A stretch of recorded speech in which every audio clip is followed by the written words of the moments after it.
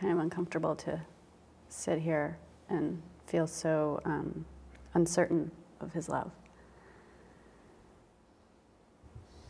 Can you have an understanding of why it would be hard for her to trust your love right now? Sure. Because I think that can be even a tiny, tiny bridge between you, as if you can... Yeah, I don't expect her to love me, and I don't expect her to trust that I love her after what I did.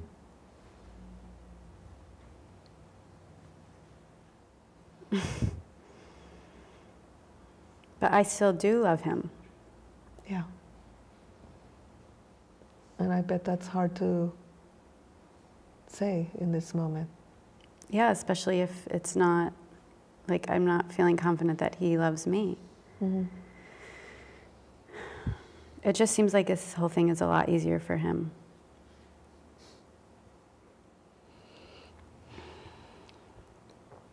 So part of what I'm sitting here seeing is both of you have difficulty with him. He's sitting here, I bet anything, in an internal war. Is that true? No, I'm certainly not enjoying myself, that's for sure. So I just, you know, I know it's kind of like hard to understand, but imagine for a moment that whatever it was that made him choose to do this is not about not loving you. Just take that on...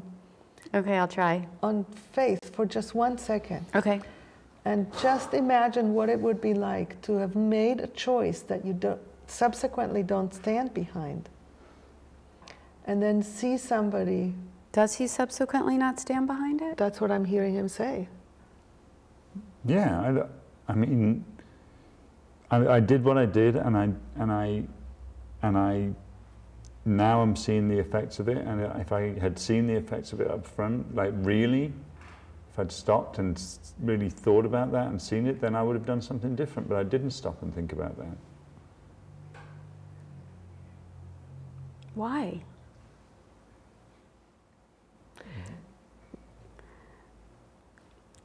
I feel like I need to know why. I can say why. I mean, I've said why before, but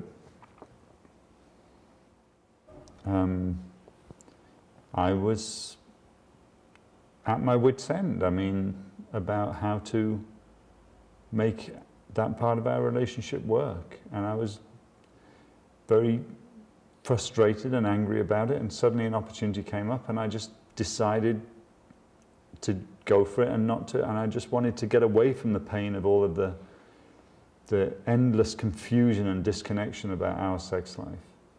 And I just wanted to just get away from it. And afterwards I sort of thought maybe that would bring about some sort of relaxation on my part, where I could be willing to re-engage with this like painful, fruitless battle that we've been having to try and actually connect with each other in that way. So it was like your way of trying to make our relationship better? I'm not pretending that was the whole story, but afterwards I thought that maybe it would. At the moment I was just following a physical sexual urge, you know, that I have, and which hasn't been hardly satisfied for 2 years or more, you know. I'm not saying I did the right thing, but there's nothing wrong with me having a libido. I'm not saying there's anything wrong with you having a libido. I've never said that. Yeah, I know that. Did this help you in any way understand? A little. So can you say what it is that you did? What I do understand? Yeah. He was frustrated. He was horny. He acted on it without thinking. And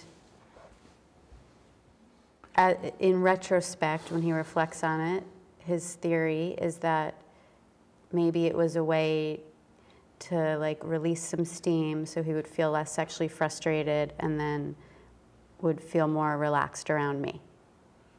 Thank you. The one piece that I also hear and that I also want you to hear is just how hard it had been for him for so long, the way things were between you. Yeah, that's hard for me to hear. Because then I do the guilt thing. And that's, I understand, and I want the two of you to be able to hear each other without guilt, because this is just pain. Neither one of you is wrong for having pain. I just want you to get that it had been that painful for him. This doesn't justify, he's not justifying his action.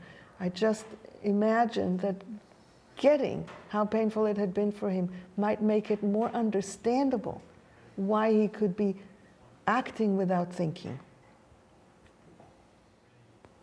So, you mind if I interrupt and ask a few questions that I think some of the people at home might be wondering? This back and forth here, as I've been watching it, it's complicated. Mm-hmm.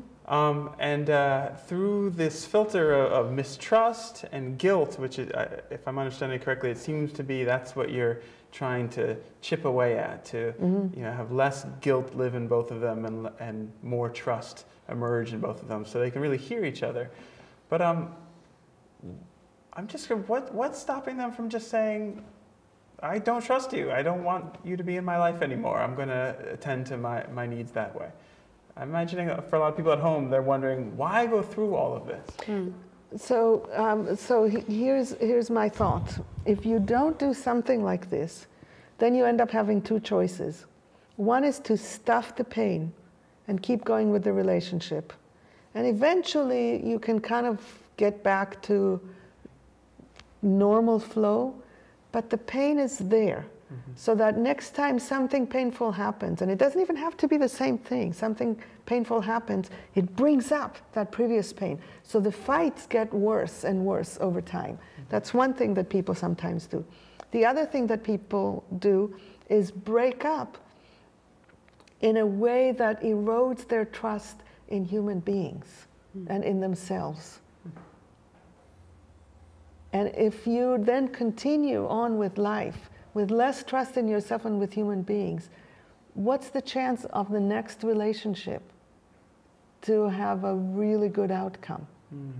You're going to kind of like think, okay, I'll get the next perfect person, but then, whatever they do, you still bring the pain from the previous relationship into it. And then you end up in the 5th or 6th relationship having pain from 4 or 5 relationships that just piles up. And again, this is to stretch your capacity to be human right now. To be able to make sense of your own and another person's responses and to reach some understanding allows you more of yourself, either for this relationship or another. So that's a really interesting piece you said at the end. So in some ways, even though you're resolving a conflict between the two of them, it sounds like you're really actually helping them create some more self-awareness and understanding of their internal experience. Yes. So they're more capable of interacting with other people. I think it adds resilience. They either end up working it out, which they might, or they end up choosing to separate, but with an understanding of what happened that gives them a little bit more peace and integration that then serves as the foundation so that they're not in this, place in the river that they can't cross. So it's almost like a little bridge to the other side of the river. And succinctly, so for the viewer at home who's wondering why go through all of this, in some ways I can almost put it as simply as going through all of this will really bring greater self-awareness and greater capacity moving forward. It's whatever there is to learn in what happened gives you an opportunity. So let's take a break and then we'll come back to this. The skeleton is rotting in the grave.